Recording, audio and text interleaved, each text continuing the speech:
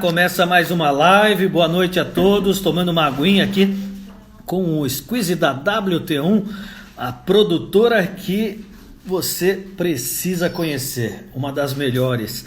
WT1 Digital, mais uma parceira pontual. Essa tá sempre comigo, graças a Deus. Adriano Grande. Pessoal entrando aí, Pati Deus Lima, Maurício Figueiredo, MF Figueiredo, grande Maurício Figueiredo, o nosso doutor Fígaro. Esse faz um trabalho fantástico. Com o pessoal dos asilos lá, o Maurício Figueiredo. Bom, pessoal, a gente está começando mais uma live. Hoje será com mais um convidado especial, Adriana Dias entrando também. Tudo bem, Adriana? Prazer também ter você aqui na nossa live. Adriana, trabalhei com ela em 1995, 6. Nossa, estamos velhinhos, né? E o nosso convidado já está entrando por aqui. Uma apresentação especial aqui para o nosso convidado, né? Eu vou apresentá-lo por quê? Porque os mais jovens veem ele como um cara que defende atletas. Mas ele defendeu muita bola também. Quem é jovem aí pode não lembrar muito bem, mas eu lembro muito bem. Foi goleiro de um dos grandes times que o Palmeiras montou em sua história. O sabor da conquista ficou engasgado. Eu lembro muito bem, em 86, uma derrota que até hoje dói no peito de cada palmeirense que acompanhou aquela decisão com a Internacional de Limeira. Eram anos de fila e ela prosseguiu até 93, ou seja, foi um jejum aí de 16, 17 anos sem título. Essa e outras histórias vamos repercutir com o Martorelli, Rinaldo José Martorelli, que tem muito para falar com a gente. Ele preside hoje e há muitos anos aí o Sindicato dos Atletas do Estado de São Paulo. E neste momento delicado que atravessamos, está muito requisitado, né? O Martorelli vai falar com a gente aqui. Primeiro, boa noite, Martorelli. Você está falando de São Paulo? Tudo bem, Maurício? Prazer falar com você. Prazer. Muito legal estar com você. Não, eu moro um pouquinho afastado da capital. Eu moro em Itupeva, aqui entre Jundiaí e Indaiatuba. Itupeva, muito bom, muito legal aí. Uma qualidade do ar aí melhor, né, do que ficar na grande cidade. Tem um mato aqui no fundo que eu não troco isso aqui por nada. Eu vou e volto todo dia, mas eu prefiro. Eu prefiro ficar por aqui e voltar todo dia. Ando um pouquinho, mas vou e volto com prazer. E como é que tá o pessoal aí nessa época de quarentena? Tá trancado em casa? Como que o pessoal está se portando aí, Martorelli? Tá, sim. Quer dizer, eu saio para ir no mercado, né, Maurício? Porque não tem jeito. E no mercado, depende da hora que você vai, tá um pouquinho mais cheio, né? Mas é um lugar que não tem como deixar de ir. No restante, né, a gente sabe que no comércio, quando liberou aí, o comércio também se aglomera um pouquinho. Mas aqui na cidade foram se eu não me engano, são 3 óbitos, se eu não me engano. O número é baixo. O número de casos também não é alto. Enfim. Martorelli, vamos, como eu disse, aí, a gente vai contar muita história e esse espaço aqui dessas lives tá bem legal porque as pessoas têm um pouquinho mais de chance de relembrar, né, das pessoas que fizeram história. E, por exemplo, você está numa TV, às vezes aquele material rápido, aquela sonora rapidinha que vai para o ar. Eu mesmo fiz uma reportagem onde você apareceu, quando eu estava há 4 anos na TV Assembleia, ali com o Nilson César, com o filho dele, o Fausto Favar, e a gente até vai falar sobre isso. Você nasceu onde, Martorelli? Eu sou de São Caetano, do Sul. E a infância foi em São Caetano? Foi tudo em São Caetano. Eu saí de São Caetano há 10 anos para vir, quando eu optei em morar por aqui, exatamente quando eu entendi, eu conhecia já aqui, né, essa região, e eu entendia que e de fato acontece, eu gasto menos tempo andando daqui até o escritório do que o escritório até onde eu morava em São Caetano. Sendo que daqui para lá são 80 quilômetros, e do escritório até São Caetano, onde eu morava, 18 quilômetros. Ela gasta menos tempo. Eu ando mais, mas gasto menos tempo. Quer dizer, aumento a qualidade de vida, né? Faz É 20 anos que eu isso. estou para cá já. Tem 10 anos que eu estou para cá. Trânsito. Eu tenho um amigo, um grande amigo meu, Adriano, até citei ele no começo aqui, ele tem uma produtora aqui em São Paulo. Ele mora em Salto. Também quase vai e volta todo dia, vem e volta. Essa opção você faz, mas é a qualidade de vida mesmo. Eu falo pro pessoal, eu gosto tanto do que eu faço, eu gosto tanto do lugar onde eu moro, que eu não sinto o caminho. Então, tá tranquilo. E a infância, teve muito futebol? Teve, na minha época, né, Maurício? Na minha época era só futebol, né? Era futebol, bolinha de gude, peão. A gente não fazia outra coisa, né? Jogava muita bola. Os campinhos ali em São Caetano, no ginásio que eu estudei, tinham uns jardins ali, né, com grama. A gente invadia o ginásio para jogar. Tinha o clube da General Motors, que eu comecei ali, também com as quadras. A gente era liberado, a gente entrava, vivia jogando bola, né? Não fazia outra coisa. Era jogar bola e ir para a escola. Família palmeirense? Sim, a família. Tem uns desviados, mas a grande maioria é palmeirense. Ô, Martorelli, e como é que foi para... Por que goleiro? É sempre assim, né, Maurício? A história é sempre assim. Na verdade, eu comecei num clube amador em São Caetano como atacante. É? Mas tinha a experiência do jogo do campinho da vila, né, do bairro. E como não tinha goleiro, todo mundo se revezava no gol. Né? E quando eu ia Sim. pro gol, eu me saía bem, né? Com a turminha ali no campinho. Quando a gente começou a participar do torneio organizado, no Amador de São Caetano, um dia faltou, o goleiro não apareceu. Aí quem que estava acostumado a ir pro gol e sair bem? Eu. Aí fui e fiquei. Fui e nunca mais saí. E ainda aquela coisa, né? Foi pro torneio início, com disputa em pênalti, eu fui e peguei pênalti, logo de cara.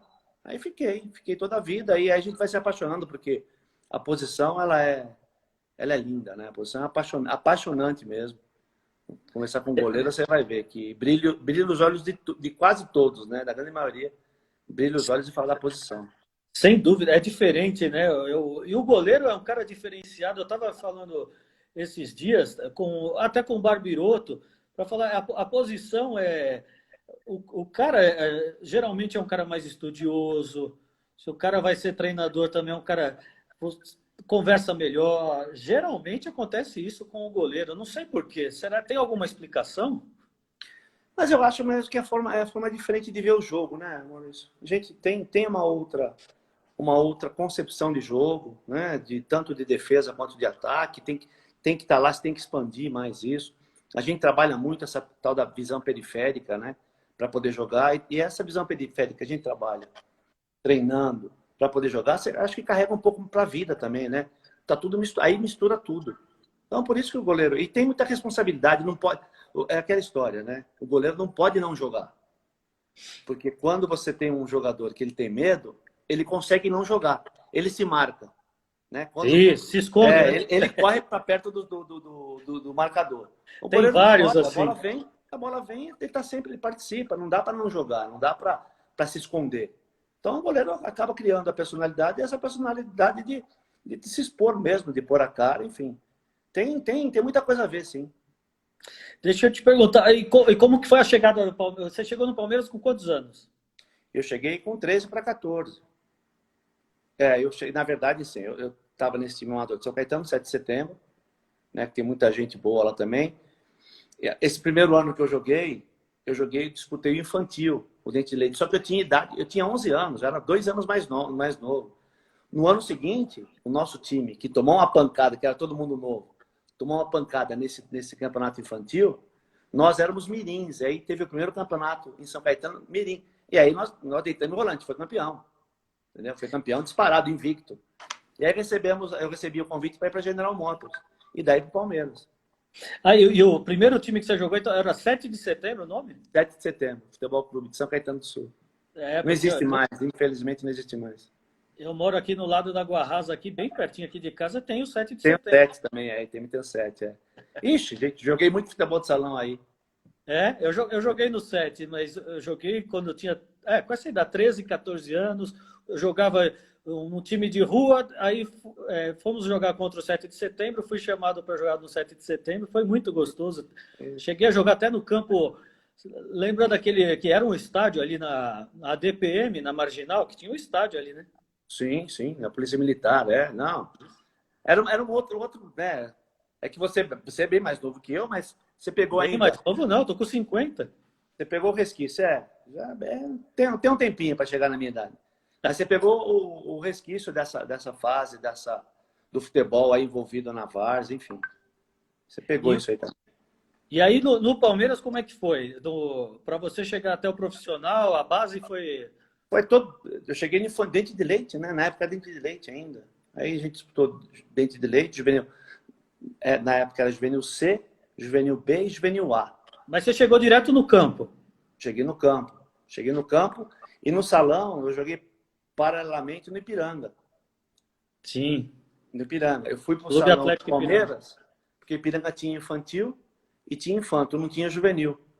No juvenil eu fui para o Palmeiras. Aí joguei no Palmeiras juvenil. Depois não dava para ir para o principal, porque aí ficava incompatível, né, com a relação do campo. Eu já estava treinando com um profissional, enfim. Aí tinha uma guerra, né? Tinha uma guerra lá no Palmeiras que o pessoal do salão não podia jogar campo, o pessoal do campo não podia jogar salão. E quando chegou na hora de ir para o principal, não dava para ir mesmo, né? Aí eu fiquei só no campo. Você lembra do primeiro jogo como profissional? Quem que te chamou? Primeiro jogo como profissional, Maurício, assim, eu era juvenil, eu era juniores, né? Eu treinava com o time de cima, mas eu era o quarto goleiro. Tinha o João Marcos, o Gilmar, o Luiz Sérgio e eu. E o Gilmar estava machucado. O João Marcos era... Não, 82 era o João. Já era o João, não era o Gilmar. O Gilmar era... João Marcos faleceu agora, né? Há pouco tempo. Faleceu recentemente, Era o João, o Gilmar, o Luiz Sérgio e machucaram os três. Machucaram os três, eu estava na concentração, eu estava concentrado para ficar na reserva do Luiz Sérgio, que era meu reserva no juvenil, só que ele era mais velho e eu jogava, né? Mas aí, como ele era mais velho, estourou a idade e foi embora pro profissional. E meu irmão, foi no dia do aniversário dele, inclusive, ele apareceu no hotel, na hora do café da tarde, falou, você que vai jogar. Eu falei, como eu vou jogar? Não, você que vai jogar. E aí que eu fiquei sabendo que eu ia jogar, e joguei contra o São José. Nós ganhamos de 4-1 São José, foi a minha estreia, no Parque Antártica. No Parque Antártica. Parque Antártica. Olha, tá vendo? No São José. Inesquecível, né? Isso foi em que ano? 82. 82. E aí você ficou mais revezando, foi para o banco, depois... Sim. Depois com essa, eu joguei 6 partidas nesse período. E com essa passagem, o Minelli gostou. Eu, inclusive, saí melhor em campo em 2 jogos. O Minelli gostou e no ano seguinte, ele tirou os 3 e veio o Leão. Sim. Aí eu subi, ficou o Leão. Não, eu subi em 83. Ainda estava o João Marcos, aí o Sérgio não estava mais, ficou o João Marcos e o Gilmar. Mas no outro ano, saíram os 2, aí veio o Leão e eu permaneci. Depois eu passei a jogar. Em 84 eu joguei mais de meio campeonato, 85, aí firmei o pé. Foi nessa época que o Leão chegou com aquela camisa zebrada, né? Sim. Ele veio do Corinthians, né? Ele jogou no Corinthians com a preta e branca e depois fez a verde e branca no Palmeiras. Você gostava... O que eu sempre admirei em goleiro foi os uniformes, né? Sim. Você gostava também de fazer um diferente, Martorelli? Eu fazia porque não tinha, né, Maurício? É diferente do que é hoje. O Leão ainda ele tinha o contrato com a Adidas na época, tá? Ele já tinha o contrato com a Adidas, porque ele já trouxe da seleção, né, quando ele veio. Mas eu não tinha, então tinha um amigo que fazia as minhas camisas. E eu fazia assim desde juvenil. Ele fazia as camisas para mim. Inclusive a camisa manga curta, foi eu comecei a usar. Depois de um jogo em Manaus, que eu não aguentava de calor, eu transpirava muito, ficava tudo ensopado. Eu voltei e falei para esse meu amigo que tinha uma confecção, Roberto Puccini, eu falei, faz uma camisa de manga curta para mim. E ele fez, eu comecei a jogar de manga curta. Eu lembro disso. Porque era difícil, né? O goleiro jogar manga curta. Não tinha, né? Eu comecei. Hoje a molecada, o pessoal joga, mas eu comecei jogando lá atrás. Esses dias, na quinta-feira, eu fiz uma live com o menino que é filho do dono da Atleta. Você lembra da Atleta das Opa! canas? Sim, claro. Famosíssima, né? Nos anos 70, principalmente. Que fez as camisas da seleção de 58, 62, 70 70, e fazia de todos os clubes, né? sim. Naquela época que era limpinha, sem patrocínio, que era. É. Era outro mundo, né? Isso é outro mundo. Não dá para comparar. Ô, Martorelli, tá lembrando aqui que você tinha cabelo tigelinha. É. Tinha mais cabelo, tigelinho, não era branquinho assim. É que eu faço luzes, né? Eu vou para Milão fazer luzes, deixa ele branco assim. E como a gente está falando do Palmeiras, eu vou lembrar de algumas passagens. Palmeiras teve os 5-1 que você perdeu para o São Paulo no Pacaembu. Sim. E no domingo seguinte ganhou do Corinthians. Você também jogou esse jogo? Joguei. Era titular, né? Nós ganhamos, no meio de semana, nós ganhamos do Juventus 2-0. Teve o meio de semana ainda. Teve. Depois tacamos 5-1 no Corinthians. Foi. Deve ter sido uma semana difícil, né? Perder de um rival. Não, e do jeito que perdeu, né? Nosso time tava bobinho, né? No 5-1 com o São Paulo tava bobinho. Aquele jogo que, guardado as proporções, foi o 7-1 contra a Alemanha. Tava bobinho o time. E aí, enfim, mas depois a gente passou por... É interessante, porque o pessoal lembra, né? Tem uns São Paulinos que me perturbam até hoje por causa daquele jogo. Até hoje? Opa! Tem um amigão que ele gosta de falar desse jogo, que ele tava na grade no Pacaembu me xingando. É um amigo e irmão, que depois é interessante. Mas nesse ano, engraçado, porque foi pelo Paulista, né? O 5-1. O São Paulo não classificou nem entre os 4. Verdade. Depois do Brasileiro, que o São Paulo foi campeão, nós estávamos na mesma chave do Brasileiro, que era por chaves ainda, que tinha um monte de clube. Nós passamos na frente do São Paulo na primeira fase. Nós em primeiro, o São Paulo em segundo. Depois foi cruzando. Nós acabamos desclassificando para o Bahia, que jogou contra o Guarani, que foi para a final contra o São Paulo. Então nós paramos nas quartas de final aí. Eu lembro bem que nesse 5-1, eu sou São Paulino, eu lembro que eu estava nesse jogo, eu tinha 16 anos, e o meu pai levou meus irmãos, e tinha um amigo nosso palmeirense, coitado, eu lembro dele. A gente indo embora, ele estava tão triste, meu. Não, mas aquele jogo lá, o Sidney fez gol de cabeça, para você ver. É verdade. O Sidney fez gol de cabeça. Eu encontro, outro dia ele foi lá no sindicato, falou, pô, fiz gol de cabeça. Eu falei, puta merda, aquele jogo não ia ter como ganhar mesmo, né? Porque você faz gol de cabeça. E assim, não foi golzinho, não, foi tudo golaço, né? Tudo golaço, Silas, né? Golaço. Silas, tudo ganhou. O primeiro gol do Careca de pênalti, enfim. Foi tudo golaço, não foi golzinho, não. E aí, naquele mesmo ano, a maior decepção da tua carreira, pode-se dizer assim, contra a Internacional? Não dá para dizer decepção, olhando hoje, né, Maurício? Na época sim, mas olhando hoje não. É aquele jogo que, se tivesse jogando até agora, a gente não ganharia. A gente nem ia ter como. Porque o primeiro jogo 0-0 era para ter sido pelo menos 3-0 para nós. O Wagner fez um gol na frente do Bolívar, o Romualdo anulou. Quer dizer, também tinha algumas forças ocultas extra-campo, não iam deixar a gente ganhar também. E depois daquele jogo do 2-1, era para ter sido pelo menos 5-2 para nós. Perdemos um gol de baseada. Aí o Kita acertou uma pancada, estava quase de costas, ele virou, pegou uma pancada no canto, 1-0, deu uma desestruturada, depois teve o segundo gol de bobeira, aí a gente conseguiu fazer 2-1, mas foi aquele jogo do tudo ou nada, e aí perde, né? Perde a concentração, perde o rumo. Mas ontem, inclusive, eu estava falando disso, que a estrutura emocional do time, ele está muito abalada. Aquele time era muito bom, mas tinha estrutura emocional que era fragilizada. Tanto é que esse ano aí nós perdemos 2 finais e uma quarta de final e uma semifinal. Né? Era um time muito bom, mas perdemos poucos jogos no ano. Mas os jogos que não podia perder. E por que era assim? Tem alguma explicação de? Porque assim, tinha... Ontem eu estava fazendo uma entrevista e o jogo, qual jogo que você gostava? Eu gostava de jogo confuso, eu não gostava de jogo mole. Eu gostava de clássico, mas era eu, né? Tinha uns que... Né, tinha pessoal do nosso time que dava um desarranjo intestinal. Na hora do vamos ver, dava desarranjo, literalmente. desarranjo intestinal. Como é que você vai, É, como é que um time desse vai jogar? 2, 3 que... Então, aí, hoje eu entendo bem. Tanto é que eu estou fazendo, né? Estou fazendo curso de psicanálise agora. Depois da formação toda do direito, fazendo curso de psicanálise, que é ainda para poder entender e levar algum trabalho para dentro do futebol, para poder trabalhar esse emocional do atleta brasileiro aí, que a gente perde muito, né? O Brasil perde muito. Agora na última Copa nós perdemos por causa do emocional de novo.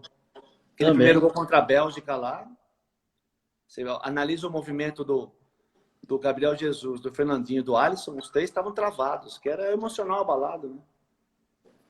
Verdade. Um abraço para o Fábio Bola. Tem dois fenômenos. O fenômeno é o Martorelli. Eu sou um coitado. Fábio Bola, grande amigo.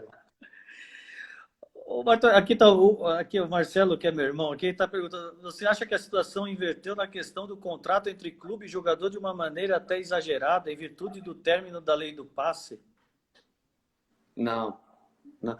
Essa historinha, Marcelo, é que o dirigente que não quer trabalhar conta. E o pessoal acredita. Né? Porque na Europa também não existe passe. Só que lá tem estrutura. O problema é que aqui não tem, né? Não dava. É que tá. Talvez as pessoas não entendam o que era o passe. Passe foi o que aconteceu comigo. Eu fiquei de castigo no Palmeiras 1 ano e 7 meses, com propostas de grandes clubes, sem poder sair, porque o Palmeiras não queria me liberar, e sem me pagar salário. Né? Então, e o Palmeiras não tinha obrigação de pagar salário. Então a gente quebrou isso. Hoje existe a obrigação dentro do contrato. Acabou o contrato, acabou o vínculo. Peraí, você ficou um ano e 8 meses no Palmeiras 1 ano e 7 sem meses. receber? Sem receber. Sem receber. Encostado. E com proposta do Corinthians, São Paulo, Flamengo e Botafogo. E 2 anos antes eu tive proposta da Juventus de Turim. E aí porque eu já era sindicalista e não sabia, eu fiquei de castigo. Entendeu? Então as pessoas acham que isso é normal. É normal para quem? E agora, o que a gente quebrou foi isso. O atleta, ele está vinculado ao contrato. Só que, como os clubes estão sem estrutura e não pagam, o atleta tem o direito de romper o contrato, né? Isso aí, todo trabalhador. Na Europa, não acontece, não tem problema. Nos Estados Unidos, que está vindo muito forte aí, não tem problema, porque os clubes pagam. Os clubes fazem os contratos de acordo com aquilo que ele pode pagar e paga. Aí está tudo certo, não tem problema. É que aqui, os clubes estavam muito acostumados em fazer as burradas, né? O atleta preso, eles vendiam 2, 3 jogadores e preenchiam o caixa. Agora não, agora precisa trabalhar, agora precisa saber trabalhar, saber negociar, precisa ter uma outra gama de responsabilidade que os clubes não se prepararam aqui. E ficam só gritando, chorando, querendo passe de volta. Não vai acontecer. Não tem jeito. Depois desse 1 ano e 8 meses no Palmeiras sem jogar aqui, e aí, você foi liberado? Tive que comprar meu passe. Comprou? Tive que comprar meu... Olha que loucura. Ainda tem esse aspecto. Tive que comprar meu passe para poder trabalhar. Tive que gastar dinheiro, pôr dinheiro para poder trabalhar. Aí eu tinha estado no Náutico 1 ano antes e a gente ganhou um título do Sport Recife dentro da ilha. E o treinador era o Antônio Lopes. E o Antônio Lopes, quando ele estava na Portuguesa, um dos goleiros machucou, ele soube que aí eu estava liberado, ele pediu minha contratação, mas eu estava muito fora de forma, né? 1 ano e 8 meses sem jogar, imagina. Até entrar em forma, eu ia fazer um jogo contra o Corinthians no Morumbi, porque o Sidmar, que era o titular, estava machucado. Uhum. Só que choveu, o jogo foi adiado. Aí eu não joguei na Portuguesa. No final daquele ano, estava um ambiente conturbado político na Portuguesa. Eles eles tinham opção de compra do meu passe. Aí eles não exerceram a opção de compra. Aí eu fui embora, apareceu o Taubaté, que era a segunda na época, mas era muito bem estruturado. Eu fui embora para o Taubaté. Aí eu fui tocar minha vida. Depois do Taubaté, eu joguei no Pelotas, joguei no São Caetano, no Goiás, no Paysandu, no Noroeste. Voltei para o Taubaté. Depois fui parar lá na segunda passagem no Taubaté, eu assumi o sindicato. E aí depois foi aí. Isso era em 93? 93. E aí eu fiquei nessa vida de jogar fora do estado de São Paulo e não entendia porque os clubes de São Paulo não me contratavam. Aí um fato marcou a minha retirada do futebol, que foi quando a gente foi campeão lá no Paysandu, no Pará, e o Tata me ligou falando: eu estou assumindo o São José, né? que era um time forte na época, eu estou assumindo São José, quero você comigo lá. Eu falei, legal. Só que ele não me ligava, eu fui até São José. Cheguei lá, ele me levou para o presidente e falou, ó, tem ordem da Federação Paulista para não te contratar. Time que te contratar, cai. Nossa! Aí eu entendi o recado e parei de jogar. Aí fui fazer direito. Eduardo José Fará, na época? Né, Fará. Aí eu tinha feito administração, logo que eu saí do colégio, né, muito novo. Depois eu entrei no direito. Falei, o que eu preciso fazer para entender a minha função e saber como defender a categoria. Aí fiz direito, sou pós-graduado, sou mestre em direito. Enfim. Você virou doutor, foi atrás para fazer direito para defender uma causa, para defender Sim. os colegas, porque você já via que havia muita injustiça. Muita violação de direito, né, Maurício? Como tem até hoje, mas assim, na época era mais, porque como tinha dominação pelo passe, então o clube fazia o que queria. Se você pegar o pessoal da minha época, um pouco para trás, os caras que foram encostados, acabaram com a vida de muita gente aí. Sim, sem escrúpulo nenhum. Acabaram com vidas mesmo. Então eu fui para isso mesmo. Fui lá para me preparar para poder mudar. Tanto é que o primeiro projeto que acaba com passe é meu.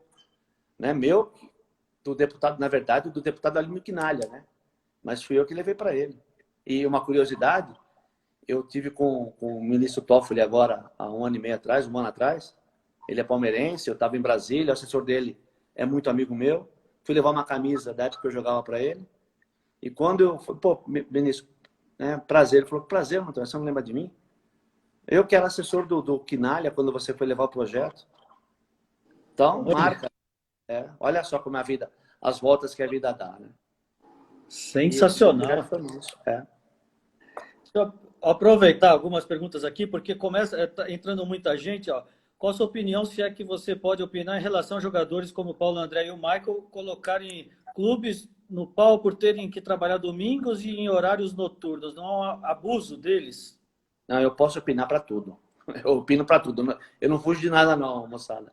Seguinte, o fato aí a gente tem que falar um pouco de direito, né?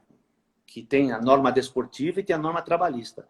Quando elas se chocam, vale a norma trabalhista. E tanto o Paulo André quanto o Maicon, eles não foram pedir adicional. Eles foram pedir as verbas rescisórias, foram pedir uma outra questão que é principal. Isso tudo é acessório. Entendeu? Se o clube não descumprisse, não chegaria a isso. Então, assim, evidentemente que a gente tem... E outra coisa que é bom aproveitar a tua audiência, Maurício, para dizer que a gente quer resolver essas questões há muito tempo, só que os clubes não queriam.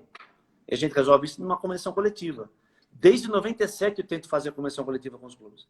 97. E os clubes não queriam negociar para a gente ajustar essas questões. Evidentemente que para nós, o principal hoje é pagamento de salário em dia. É pagamento de salário. Né? Então a gente podia... E a convenção você troca garantias, né? Só que os clubes não queriam e agora estão tomando na cabeça aí. Mas a gente agora se reaproximou, está conversando. A gente tem um dissídio para ser julgado agora, esse final desse mês, começo do mês que vem, no tribunal, que estabelece algumas normas, mas não encampa esse tipo de situação. Então, os adicionais, essas coisas todas precisam ser negociadas. E a gente está super à disposição para negociar.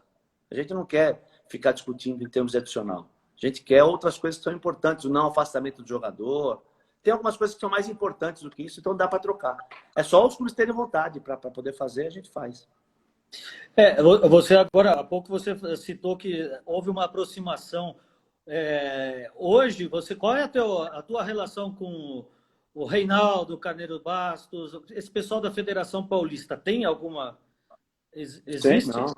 Não, a minha relação sempre foi de tentar a negociação, Maurício. Nunca fugi dela.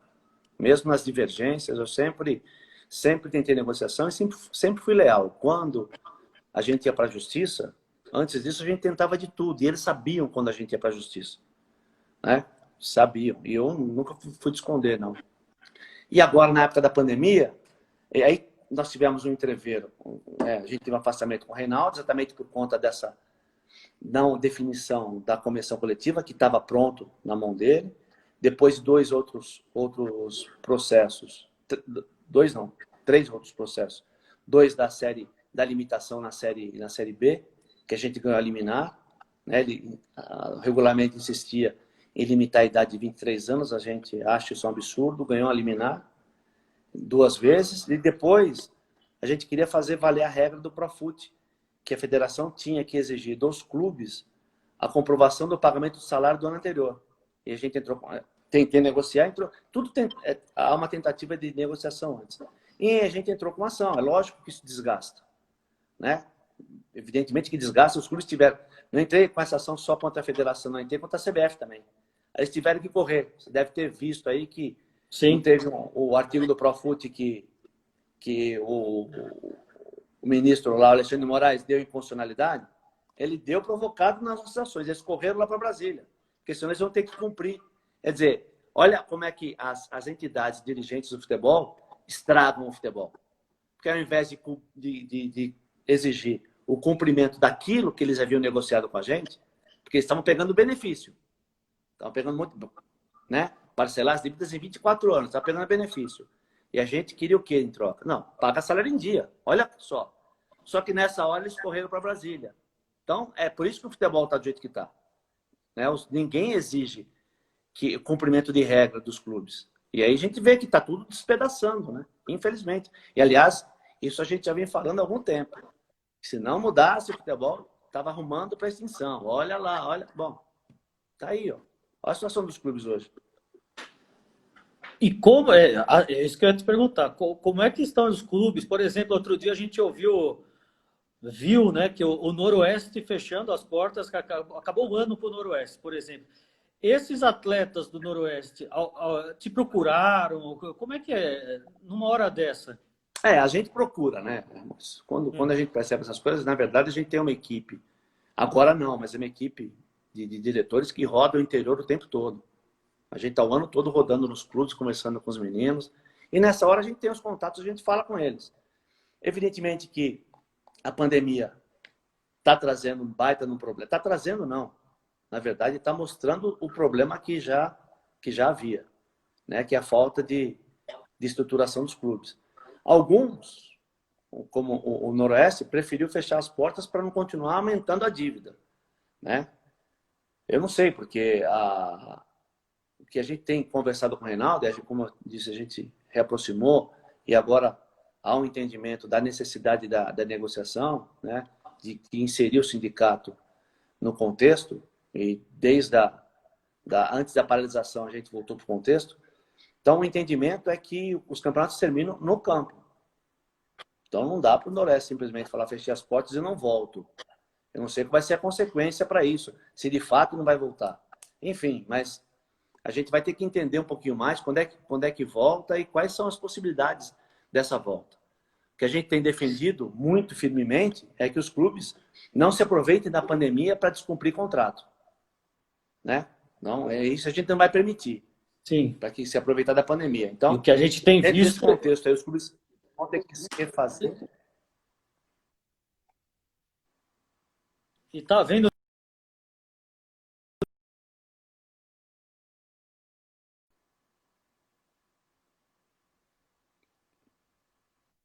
Deu uma travada para mim, Maurício.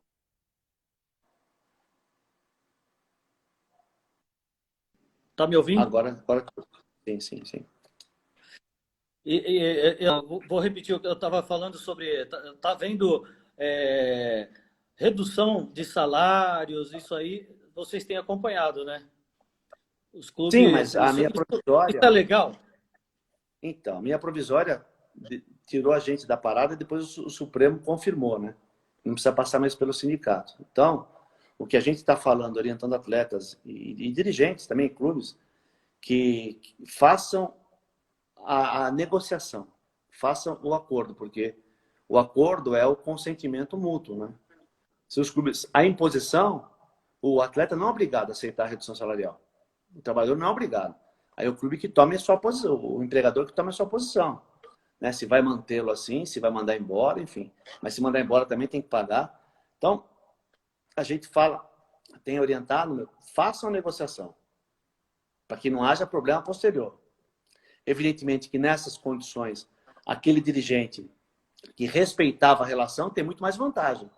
Aquele dirigente que mesmo que teve problema salarial, perdão, mas que conversou com o atleta, que deu satisfação, ele tem muito mais vantagem nesse momento. Aquele dirigente que sempre bateu a porta na cara do atleta, a gente é ser humano, né, Maurício? Ninguém quer. Se a gente tem um credor lá, a gente falar para ele, cara, eu não consigo te pagar hoje, posso voltar semana que vem? Ele não vai fazer outra coisa. Agora, se você não aparece, você não atende o telefone, você bate a porta na cara da pessoa, lógico que a primeira oportunidade ele vai dar uma pegada em você. Então, é relação humana. A gente tem que saber como lidar. E o atleta é muito fácil de conduzir. Eu falo de cadeira, porque foram 24 anos dentro do campo. Então, é muito fácil de conduzir. Sentou com os caras e conversou, você tem essa facilidade. Mas os dirigentes, infelizmente, nem todos têm essa habilidade. E aí, a gente vai esperar para ver de caso a caso depois da pandemia, o que vai acontecer. E você já sabe o que vai acontecer? Essa autorização para voltar a treinar em julho? Como é que está isso, Martorelli? Como é que... Foi uma loucura também, Maurício. Uma loucura, porque a gente fez uma tentativa, né, fez uma audiência de homologação do protocolo, junto com os sindicatos todos do futebol, o sindicato dos clubes e a federação, com a participação do Ministério Público Estadual e do Ministério Público do Trabalho, e com a participação do secretário estadual de esportes. E até então, estava tudo alinhado. Na primeira audiência, o secretário estadual de esportes disse que está alinhado comigo, mas é com o comitê do Covid. E aí teve que esperar a segunda. E a segunda audiência, a gente esperava, foi na quarta-feira passada, a gente esperava a autorização do governo, porque havia, tanto o secretário quanto outras fontes, eles haviam sinalizado que essa autorização chegaria. E na terça-feira à noite chegou, através do vice-governador. Chegou a autorização, então nós tínhamos a audiência só para ratificar tudo. Só que quando foi meio-dia e 40, meio-dia e meio, meio-dia e 40, chegou a informação que o governador havia autorizado para 1º de julho. Quer dizer, e por que a gente insistiu na volta? Porque primeiro que a preparação faz parte da preservação da saúde do atleta. Então por isso que a gente tá apoiando a volta. E outra, se a gente fizer uma comparação, nenhum outro segmento, vou falar só em categoria de atletas, mas nenhum outro segmento voltou com tanto cuidado quanto os profissionais do futebol, com distanciamento, só treinamento ao ar livre, enfim, com todo aparato que já deve ter visto no protocolo. E aí a gente esperava que o governo fosse recuar, inclusive com as atividades não essenciais. Só que ele não recuou. Quer dizer, está liberado para todo mundo, e o futebol não volta. E aí a gente percebe que é ciumeira entre o governador e o vice-governador, porque o vice-governador vazou a informação. E aí, infelizmente, a gente tem isso ainda, né? A gente tem isso. Qual que é a tua opinião em relação ao Rio de Janeiro? Porque eu nunca vi o pessoal cair tanto de pau, criticar tanto, a grande maioria ser contra o Flamengo, por exemplo. O Flamengo, por que quer jogar? Tem um hospital atrás do Maracanã. Foi um massacre. Qual que é a tua opinião sobre isso? Ô Maurício, minha opinião é a seguinte, que a gente não pode politizar a pandemia. E politizar, Politizar a pandemia nessa discussão imbecil aí de partido, de lado. E o Rio de Janeiro entrou nisso. Entrou nisso. Fora que o Rio de Janeiro já é complicadinho, Quem conhece a realidade do Rio sabe que os caras estão muito acostumados a fazer as coisas assim. Vamos fazer, mas como? Não, vamos fazer.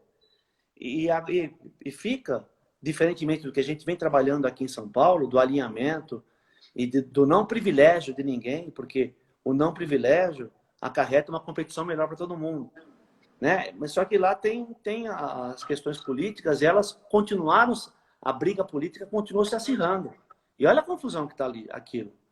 E um sindicato inoperante no Rio de Janeiro, infelizmente, que o treinador, o presidente do sindicato lá é treinador de futebol, então ele não põe a cara, que é diferente daqui. Então olha a confusão, o atleta não tem representação, essa bagunça, os clubes não se alinham com a federação e fica essa bagunça. Só que vai ter um outro problema, que eu comecei a discutir aqui, porque os clubes do Rio de Janeiro estão levando vantagem, que aí também é a inoperância da CBF, que é uma vergonha também o trabalho da CBF, porque ela tinha que pôr a mão e passar uma régua onde pudesse alcançar todo mundo. Daqui a pouco os clubes do Rio estão muito mais bem treinados na hora do brasileiro. E aí vai dar confusão, porque, né? Os times Vai sair na paulistas saem frente, né? perdendo, vai dar confusão. Lógico que vai dar confusão. Tá dando vantagem para os clubes do Rio. E os outros clubes já estão treinando, enfim. Então, a gente precisa de reestruturação, precisa mudar a mentalidade. As pessoas precisam estar mais bem preparadas para poder assumir algumas funções aí, e não estão. A gente vê que não está, né? E todo mundo sofre com isso, porque, né, não só em cargos políticos governamentais, mas em cargos políticos também das divisões do esporte. Aí é uma pena. Martorelli, como eu disse no início, em 2016, lá, faz 4 anos já, eu estive lá naquele campo ali no Moquém, né? Lá na Radial Moquém. Leste, fazendo uma reportagem sobre o Expressão Paulista, que é um time para atletas que estão sem clubes, né? Explica um Sim. pouquinho para a gente como é que está esse trabalho de vocês com esse pessoal que tá desempregado. Não, então a gente já não está mais no Moquém. Nós melhoramos a estrutura, a gente está lá na Fresp, uma outra estrutura, enfim, outra estrutura. E, na verdade, o Expressão, ele nasce numa experiência que eu tive na vida. Que quando depois do passe na mão, que eu queria firmar alguns contratos, eu só estava treinando no Bosque, porque eu não tinha onde treinar. E quando eu era contatado para assinar contrato, os caras queriam que eu jogasse no dia seguinte. E eu precisava, ainda mais como goleiro, eu precisava de 10 dias, uma semana para tomar bolada na mão, para poder readaptar. E não tinha esse tempo. Eu perdi um monte de contrato por isso. Então a gente concebeu o Expressão, mas não só como um centro de treinamento. A gente concebeu a Expressão como um centro de formação humana. E hoje a gente tem lá a Silvana Trevisan, que é a pioneira do serviço social, né, cuidando dos meninos. A gente tem o Bruno Tsai, que é o nosso coach, cuidando dos meninos. A gente agora introduziu, mais recentemente, também o Luiz Eduardo Manfrinati, que é o psicólogo desportivo, também cuidando dos meninos. E a gente leva, uma vez por mês, gente de qualidade para levar informação para eles. A gente trabalha muito a autonomia deles. E trabalha em paralelo um outro projeto que a gente tem, que é o de Educatleta, Orgulho de Ser Atleta, que é um curso livre, para que eles possam melhorar o conhecimento e melhorar a sua vida. Então, a gente continua trabalhando. Agora, a gente também introduziu nesse projeto a agência de colocação, que nós vamos oferecer esses vinhos para o mercado, não só esses, mas todos que precisarem, todos os que não têm o agente aí, o agente que possa oferecê-los. Então, a coisa vai aumentando, né? O volume de trabalho vai aumentando e a gente fica satisfeito, porque com esse trabalho já possibilitou que mais de 600 atletas, desde que ele começou, tivessem a oportunidade de se reempregar, né? Que legal, eu conversei também numa live aí com o Deola e ele agradece demais aquele tempo que ele Viola ficou passou lá, pela... que ele passou. Não é? Ele falou assim, pô, eu voltei lá no tempo, foi muito legal. Ele falou que eu dei valor, porque ele teve a depressão, ele ficou, né, deprimido, porque passou um período muito difícil. E o Expressão Paulista com vocês lá ajudou muito, né? E não só isso, o Deola fez o nosso curso Educatleta também. Na primeira turma ele estava com a gente. Então, é um dos exemplos que a gente tem, que a gente usa do Deola, porque é isso mesmo, a gente sabe como é que é. Né? O atleta, tanto é que tanto a Silvana quanto o Luiz Eduardo, a serviço social e a psicologia, a gente colocou à disposição de atendimento online para os meninos. A gente sabe como é que é duro. É duro a gente estar empregado, não estar empregado, viver ainda no meio dessa incerteza. Sem a gente estar no meio da incerteza da pandemia, lá atrás, um atleta que disputa, que jogou em time grande e de repente se encontra encostado, que foi o meu caso, né? O caso do Deola, lógico que leva uma depressão. Evidente que sim. Então, o Expressão está lá para todo mundo que está nos acompanhando aí. Assim que a gente retomar, está lá para todos os atletas, para eles poderem. E a nossa equipe técnica ela é muito de excelente qualidade lá, com o Guina, o Júlio, o professor Reinaldo, o Ciro, o fisioterapeuta. Então a gente cuida bem da meninada porque sabe que há essa necessidade e essa carência. E a gente adora cuidar bem dos meninos porque a gente se sente, né, ainda jogando e sente que nossa satisfação na verdade, a gente projeta neles quando a gente queria esse carinho e esse cuidado. Então a gente faz para eles também por isso. Você falou que está em Guarulhos agora, Martorelli? Está em Guarulhos, a Fresp está em Guarulhos. Mas a E, gente sai, tem a van que sai ali de uma das estações do metrô, que eu sempre confundo. Não sei se é Tatuapé, Carrão. A gente tem uma van que espera os meninos ali e leva. muito bom. Ó, o Juca Baleia entrando com a gente. Juca Balé, um Juca abraço pro Baleia. Juca Balé. Tá lá também, tá na vida sindical lá no Maranhão. Ah, é, ele tá lá no Um ícone do Maranhão. futebol, o goleiraço, né? Sim. Foi goleiro do Sampaio Correia, né? Sim, o Juca tem história também. O Juca tem muita Ô, história. ô Martorelli, no Expressão, qual a história mais interessante que você viu lá, mas que te chamou muito a atenção? Eu lembro de ter um jogador lá que acho que era. Acho que ele, não sei se era africano, agora me foge, de onde ele veio. Teve um africano assim. Mas eu vou ficar te devendo essa, Maurício, porque assim, eu adoraria estar lá no campo com os meninos, né? Eu adoraria, mas eu vou. Agora tenho ido mais, mas assim, eu tenho muita coisa para fazer aqui na série, aqui na Barra Funda, e eu não consigo estar toda hora com eles, mas você tem que pegar uma hora, tem que pegar o Guina, tem que pegar o Júlio César, o goleiro, eles têm história pra caramba, tem muita história para É, contar. Eu vou o ficar te devendo, Aguinaldo, infelizmente. o Aguinaldo tá aí com a gente também. Aguinaldo que foi ponta no Corinthians. Um É, abraço para o Aguinaldo que está com a gente aí também. E, bom, o que eu queria falar também, que fui ver, levantar a história do sindicato, né, dos atletas. O primeiro presidente foi o Caxambu, que foi tá? goleiro também, né? Essa coincidência. E o Caxambu, assim, quando eu assumi, ele ainda vivo. Aliás, eu tive pô, a honra e a felicidade de homenageá-lo em vida. Porque o Caxambu era um exemplo, né? Ele vinha, às segundas-feiras ele vinha fazer as compras dele, já aposentado, e ele vinha no sindicato para ver como é que estava. E assim, Foi eram amigo do meu avô. momentos de aprendizado assim, porque o Caxambu era, né, ele era uma graça, né? O Caxambu era uma graça e eu tive muita felicidade de conviver com o Caxambu, também um goleirão, marcou época aí no futebol paulista, futebol brasileiro.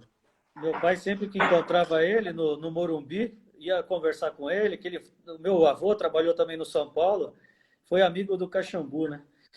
E aí também aí tem história, logo depois, quem ajudou também o sindicato foi o Bruno Sacomani, né? Bruno Sacomani.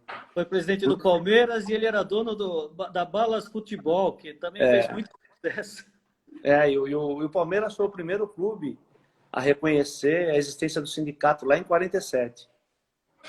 Olha as ligações, né? Olha as ligações. E o primeiro homenageado pelo Palmeiras foi o seu Mário Frigiueli, que hoje o neto dele, eu estou com ele numa comissão da Fiesp. Olha como as Nossa, coisas vão se juntando.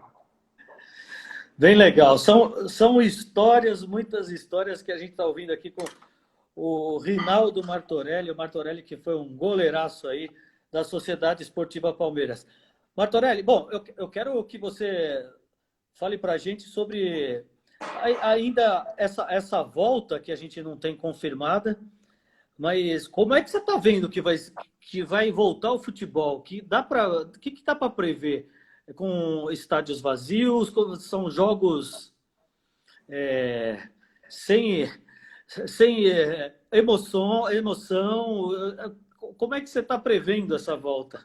Deixa eu mandar um abraço agora que eu vi o Guina aí, mandar um abraço pro Está aí com a Guina, gente. todo mundo que está aí, todo mundo que está acompanhando a gente. Ô, Maurício, essa é a pergunta de US$ 1 milhão, né? Como é que vai voltar o futebol? Como é que vai voltar a sociedade? Essa é a pergunta que...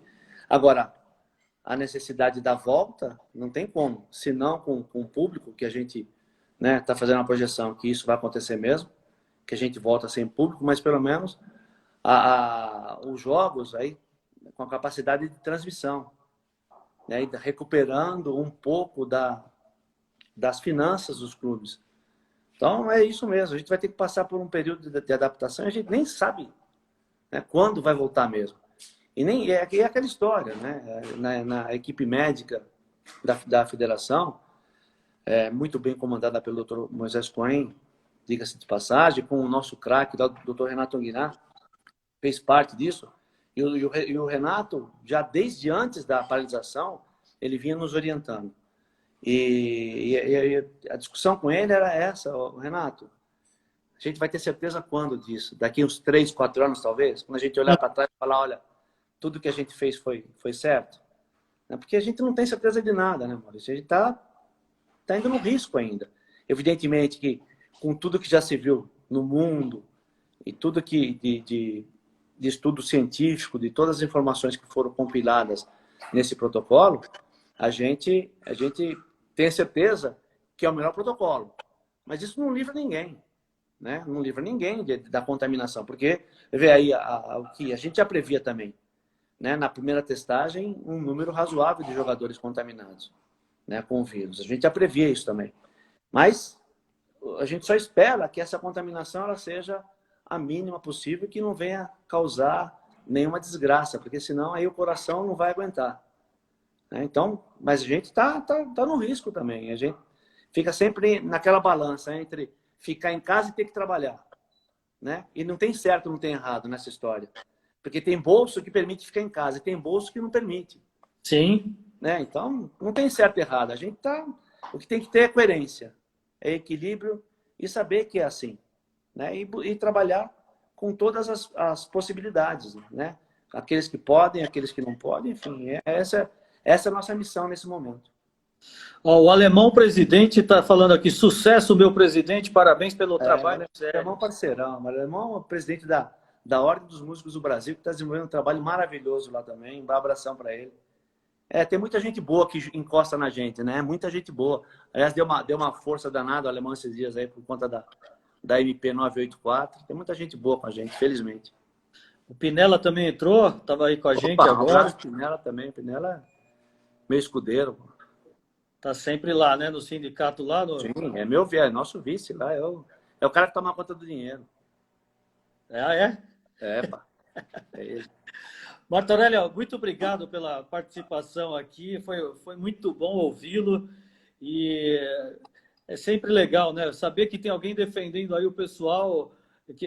Aliás, é fácil jogar em clube grande e receber os salários que são recebidos, né? Agora, quando se fala de clubes menores e os salários, o futebol tem isso, né? Um que recebe um pouquinho e o outro que recebe muita grana. É fácil cortar vamos reduzir o salário desses atletas. Beleza, agora reduzir daqueles que não ganham quase nada, aí complica, né? Pois é, mas é muito legal mesmo falar do que a gente faz. Eu adoro falar do que eu faço, porque eu adoro o que eu faço. Então, eu estou à disposição, cara. Assim, sempre que você quiser, estou à disposição. Foi um grande prazer, uma alegria te rever, participar com você. Um beijo para todo mundo que entrou aí, que esteve com a gente. E vamos lá, até a próxima. Vamos esperar que a gente saia dessa pandemia um pouquinho mais inteligente do que a gente entrou, né? Essa é a esperança, essa é a esperança. Obrigado, Martorelli. Um abração, saúde. Um abraço para a família. Eu agradeço para você também. Tudo de bom aí. Um abração. Fique com Deus. Obrigado.